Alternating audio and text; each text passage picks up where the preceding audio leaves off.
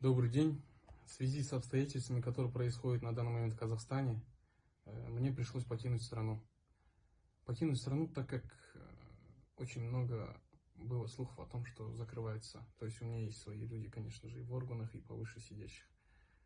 На данный момент, почему я покинул? Потому что если меня закроют, я не смогу вам вернуть. Закроют не так страшно. Мне страшнее не выдавать вам деньги. Если бы я намеревался, как все сейчас говорят, сбежать или еще что-нибудь, я бы не снимал бы предыдущие видео о том, что грозится, указывают, показывают, то, что идут слухи о закрытии компании.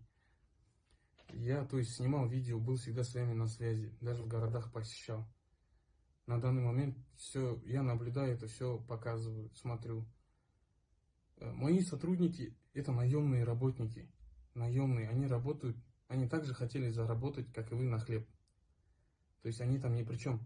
От того, что сейчас их заберут, посадят в изолятор или еще что-либо, вы затрудните, потому что если на данный момент я вернусь, меня закроют, потому что очень много заявлений.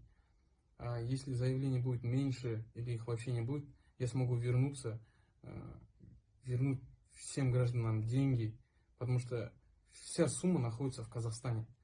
Такую сумму просто нереально чисто физически вывести за пределы Казахстана.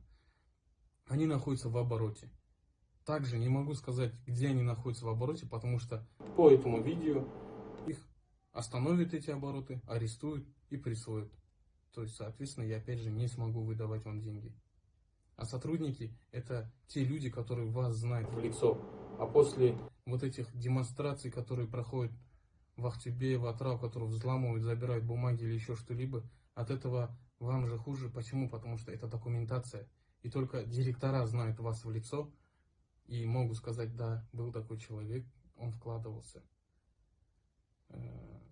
Прошу поддержать меня, конечно же. Буду стараться вернуться, чтобы разгрести все это, но на это нужно время.